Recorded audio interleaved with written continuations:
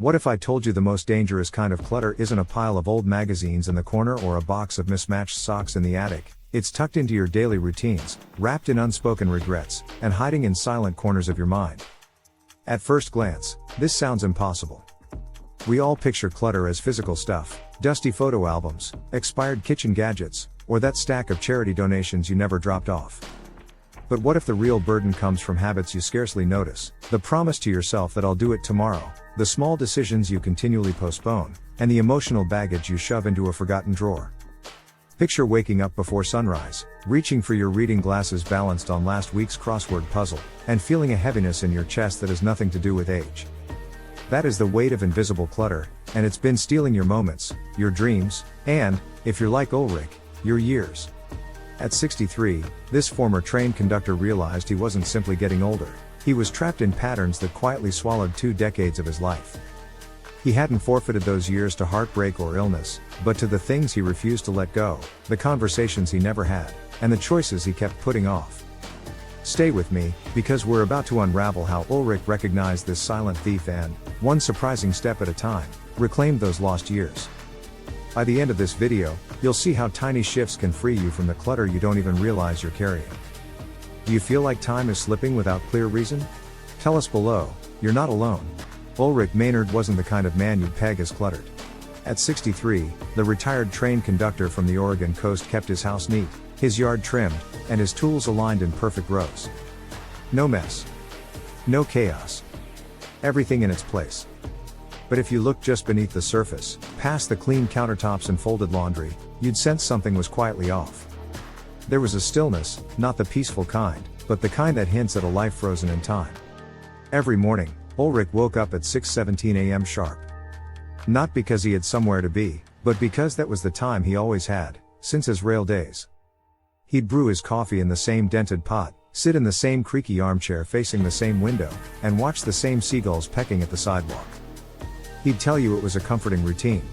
But if you asked him why he never played his old vinyls anymore, or why his fishing rod still had the same tangled line from 5 summers ago, you'd get silence.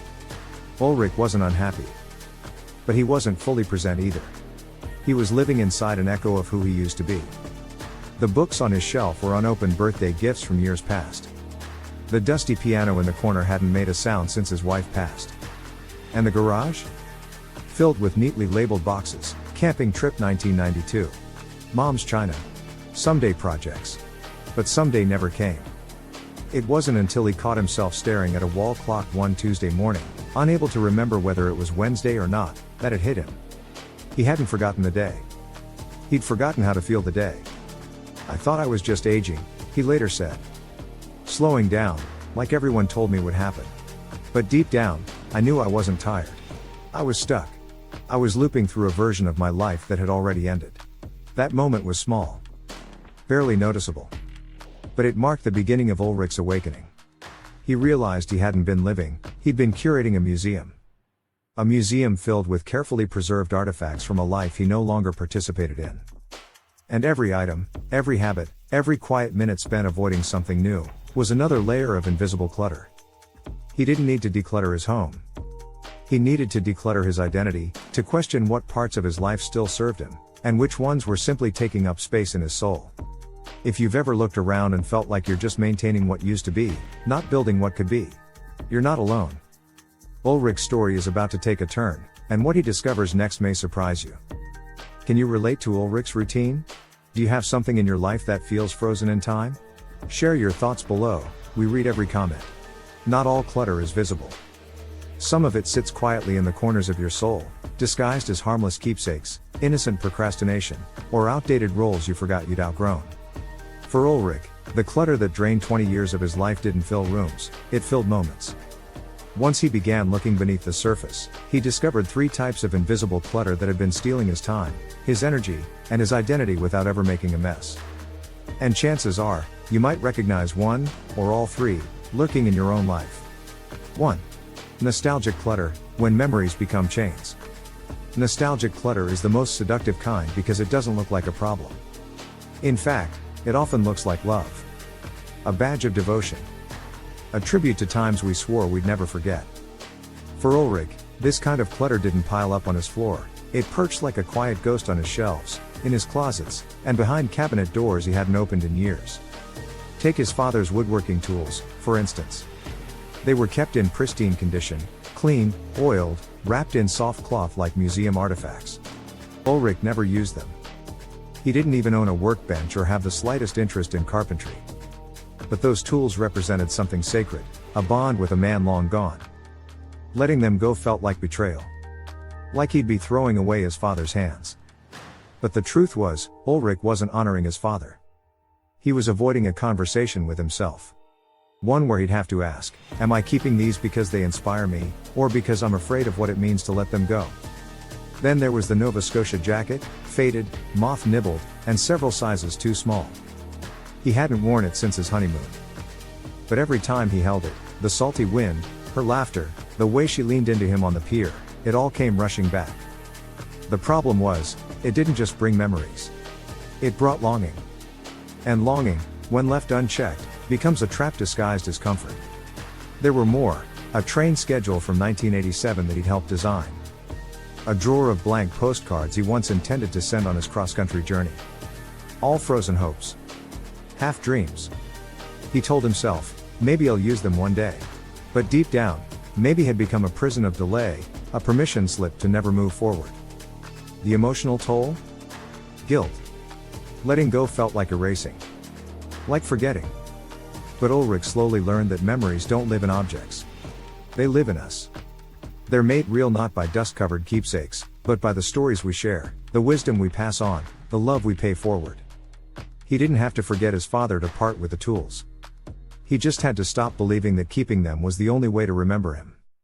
What's one item in your home that feels heavier than it looks, not because of its size, but because of the story it holds? 2. Decision clutter, the weight of the unmade choice. We often imagine clutter as physical piles, the kind you can sweep up, toss out, or store away. But some of the heaviest clutter isn't visible at all. It lives in the background noise of our minds, whispering all the things we meant to do, but never did. This is decision clutter, the exhausting, invisible burden of postponed choices. Ulric knew this kind of clutter intimately. Tucked in the back of his closet were boxes of untouched art supplies, brushes still wrapped in plastic, tubes of oil paint untouched since the day he bought them. There was a slim black folder labeled, Poems, maybe published someday. And on the bookshelf, dusty travel brochures and scribbled notes for a trip to Ireland, a dream he kept circling but never dared book. But none of those haunted him like the stack of old letters from a friend named Emery. They'd grown up together, gone fishing in their teens, stayed close for decades, until one misunderstanding frayed the bond. Ulric read the letters often. He'd think, I should write back. I should explain. But he never did. The fear of reopening an old wound was louder than the hope of healing it. What made these decisions heavy wasn't their size. It was their stalling. Each unmade choice became a splinter in his routine, a tiny mental open tab. They weren't urgent enough to demand action. But they never fully disappeared either. Ulric put it best, each unmade decision felt like a locked door. I had keys. But I never turned the handle. And the cost? Subtle but suffocating. That low-grade anxiety that hums beneath the surface. The guilt of should-haves. The fatigue of carrying ideas you never allowed to live, or die. His turning point came when he stopped waiting for the perfect moment or mood. He realized, closure doesn't require certainty. It only requires honesty. Saying I'm no longer pursuing this is a decision too, and it's one that frees space in your mind and heart. When Ulric finally gave away the paints, closed the poetry folder, and wrote one final letter to Emery, regardless of the outcome, he felt something strange: relief. Not sadness. Not regret. Just clarity. What's something you keep meaning to get to, but haven't? Is it waiting because it matters, or because you're afraid to decide either way? That could be your most powerful form of clutter. 3. Identity clutter, when you outgrow the roles you once loved. Of all the invisible clutter Ulric uncovered, the heaviest, and most unexpected, was identity clutter. This is the weight we carry when the roles that once defined us no longer fit, but we keep wearing them anyway, like a suit 2 sizes too small. Ulric had been many things in his life: a devoted husband, a proud father, a train conductor who knew every mile of the Oregon rails, and the friendly neighbor everyone relied on. These roles shaped his days, his purpose, even his sense of self. But when retirement came and his children built lives miles away, Ulric realized something unsettling. He hadn't updated who he was. He still woke up early, planning his day as if he had a train to catch or a family to provide for around the clock. He still saw himself as the provider, though the people he cared for were independent adults now. The routines that once gave him structure had become silent chains. One afternoon, chatting with a neighbor, Ulric was asked a simple question. "So, what do you do now?" Without thinking, Ulric answered, "I used to drive trains." The neighbor smiled kindly but gently corrected him. "I asked what you do, not what you did." That question echoed in Ulric's mind long after the conversation ended. It was a gentle challenge to rethink everything. Ulric realized he'd been living in the shadows of old labels: the father, the worker, the fixer, the reliable neighbor, all roles that had quietly expired but were still stitched into his identity. He had never stopped to ask himself, "Who am I now, when no one's watching? Who do I want to become?" This is the trap identity clutter sets for so many of us. We cling to past versions of ourselves out of comfort, fear, or habit. And that can stop us from trying new things, exploring new passions, or simply embracing the freedom of who we truly are today. The idea that that's not who I've ever been becomes a cage, not a foundation. But here's what Ulric discovered, and what can inspire you too. Letting go of an old role doesn't erase your past. It clears the way for who you're still becoming. It's less about losing identity and more about evolving it. And that evolution is the richest chapter of life yet. What title or label are you still holding on to, even though your life has already moved on? Could letting it go open the door to your next great adventure? Which of these quiet clutters do you carry? Nostalgia, decisions, or identity? Or maybe all three? Share your story in the comments. You never know who you'll inspire. For years, Ulric had been carrying the weight of invisible clutter, nostalgia, unfinished decisions, and old identities, without even fully realizing it. But the moment everything started to change wasn't a grand epiphany or a sudden life event. It was something much quieter, yet far more powerful: a single box in the corner of his garage. One Saturday afternoon, Ulric decided it was time to face the clutter head on. He picked up that dusty cardboard box he'd been avoiding for years. Inside, he found an assortment of small, seemingly meaningless items: birthday cards yellowed with age, old keys that hadn't unlocked anything in decades, a broken harmonica he once tried to learn as a boy. As he sifted through these forgotten fragments, something unexpected happened. Tears welled up, not from sorrow or longing, but from the overwhelming relief of finally confronting what he'd been avoiding. Ulric later said, "I cried for an hour. Not because I missed the past, but because I'd ignored it for so long." That box wasn't just clutter, it was a physical reminder of emotional avoidance.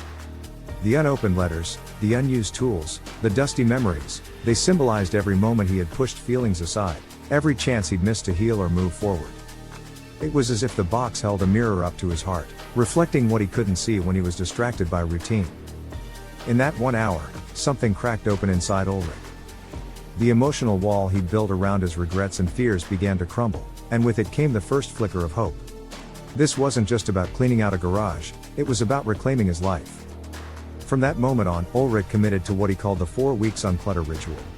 It wasn't about rushing or perfection, it was about small, intentional steps to face the clutter inside and out. 1 box a week, 1 decision a day, 1 honest conversation at a time. Ulric knew this process wouldn't erase the past or solve everything overnight. But it would give him something far more valuable: control, clarity, and the courage to redefine his future. If you're watching this and wondering where to start, remember, it doesn't have to be overwhelming. Sometimes all it takes is 1 box, 1 hour, and 1 truth to unlock a new chapter in your life. What's the 1 box in your life you've been avoiding? What might happen if you finally open it? Have you ever faced something you were avoiding for years?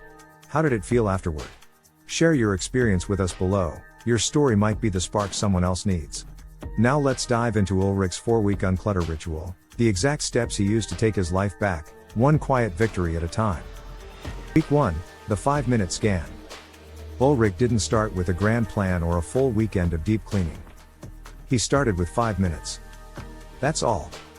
5 minutes of quiet honesty with himself and the things around him. Each morning, he picked a room, sometimes the kitchen, sometimes the hallway, and set a simple timer.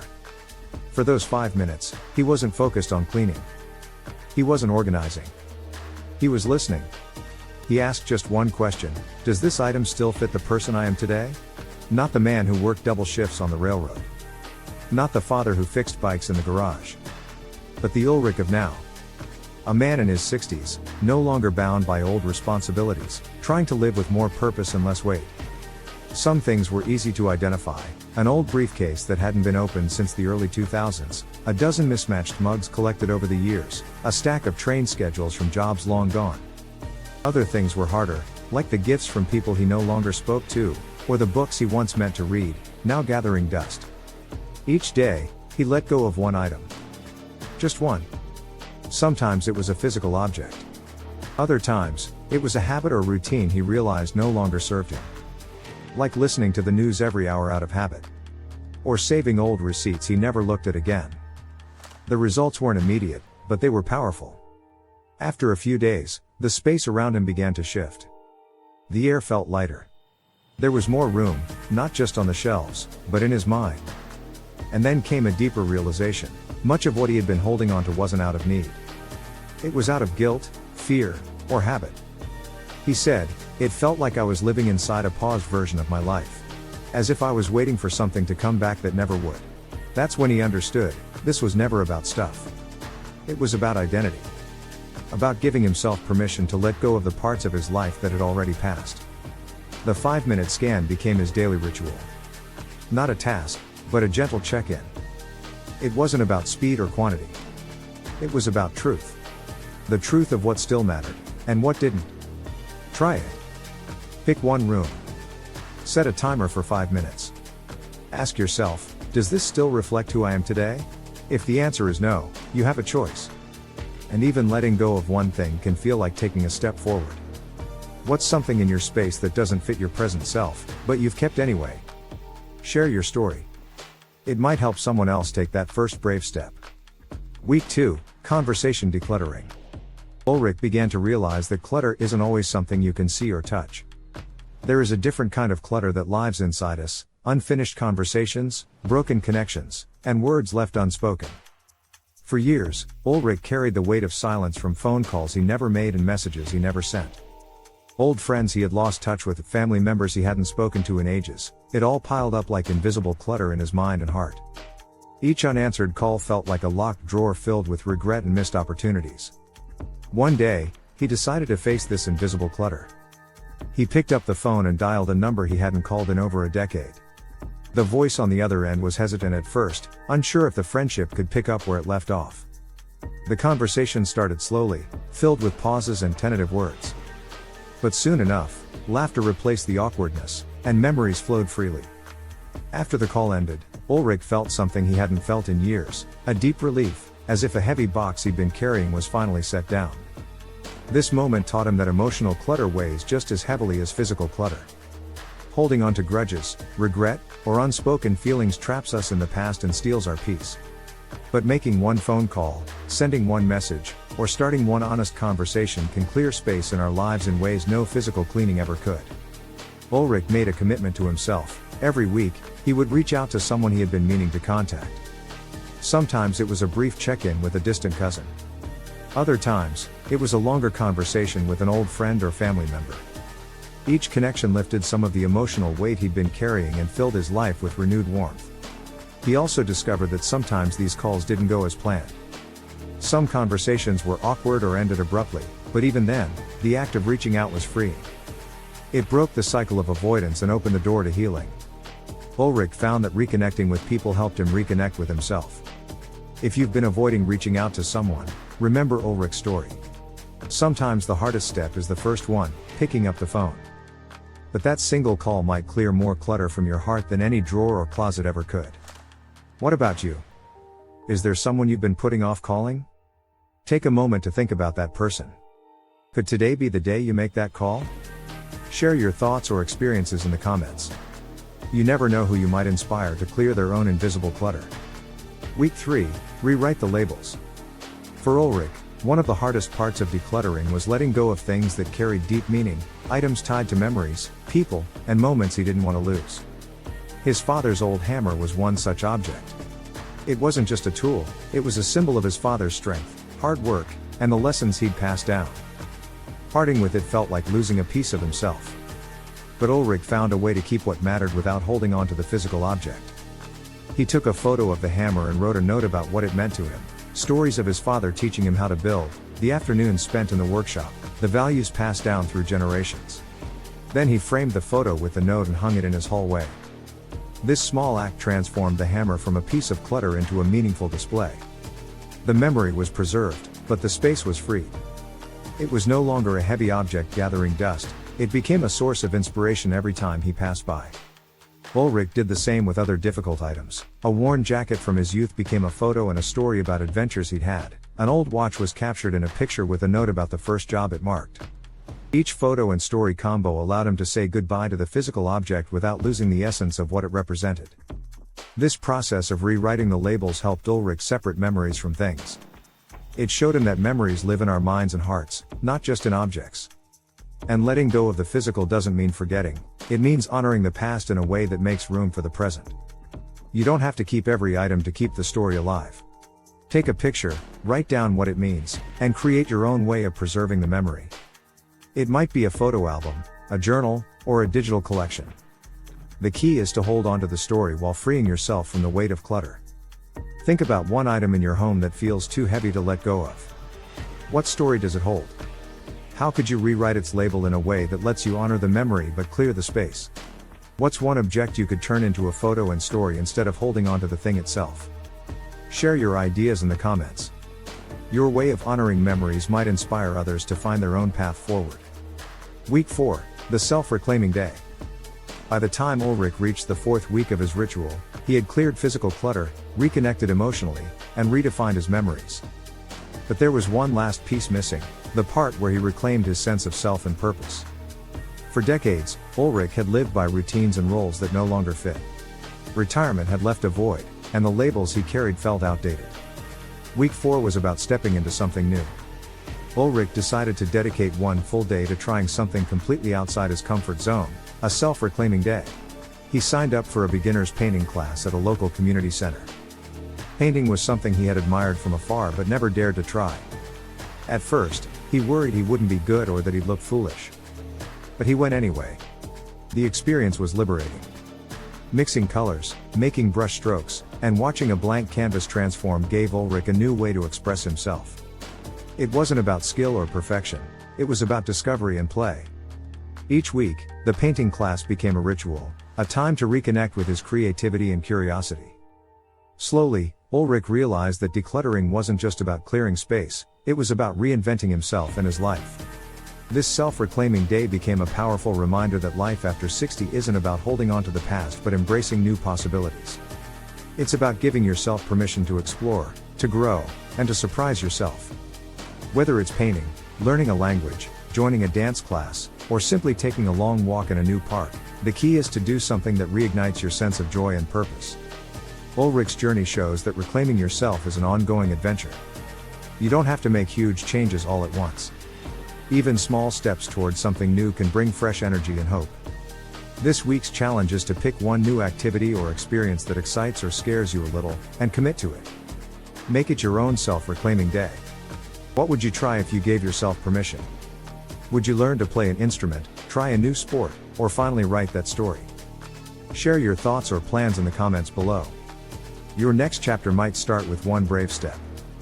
Would you try a self-reclaiming day? What would you do first? Let us know. Ulric's home today tells a story very different from the one it told just weeks ago.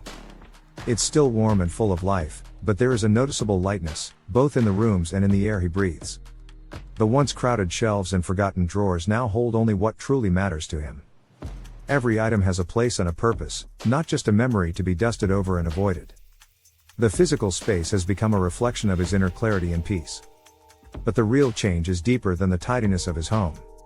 Ulric feels younger, not because he has fewer possessions, but because he carries less weight in his heart and mind. The invisible clutter that once held him back, the unresolved feelings, the unfinished conversations, the outdated labels, has been cleared away. This emotional and mental freedom has brought a new energy to his days. He wakes with intention, embraces each moment fully, and looks forward to what's next rather than dwelling on what's behind. One of the most surprising outcomes of this transformation is how Ulric has found new purpose through giving back. He now volunteers as a mentor at the local community center, sharing his story and helping others facing their own clutter, physical, emotional, or mental. The wisdom he gained from his journey is now a gift to those who need it most.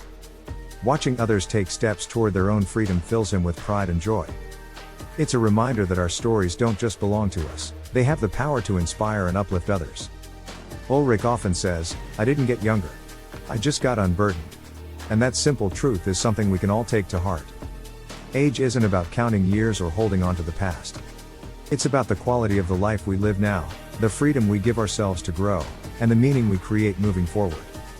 If you feel overwhelmed by clutter, be it in your home, your mind, or your heart, know that it's never too late to start clearing the space you deserve. The process isn't about perfection or speed, but about making room for what truly feeds your spirit. You are not too old to begin anew. You are too precious not to. What's one small step you can take today to unburden yourself? Share it with us in the comments. Your courage might just inspire someone else to start their own journey toward breathing room in their life. Clutter isn't just about things, it's the weight of your unlived life holding you back. Every item, every hesitation, every outdated belief can keep you stuck. But here's the truth, it's never too late to start unpacking. To reclaim the time, energy, and joy that belong to you. Ulric reclaimed 20 years of his life after turning 60. If he can do that, imagine what you could reclaim starting right now. What parts of your life are waiting quietly for you to free them? What stories, dreams, or actions have been tucked away, waiting for their moment?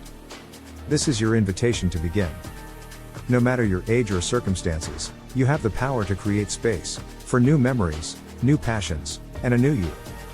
If this message touched you, please hit the like button, subscribe and share it with someone who needs to hear that their time is theirs to take back. And don't keep it to yourself, tell us in the comments what the first thing is that you're ready to let go of. Your story could be the spark that helps someone else start their journey too.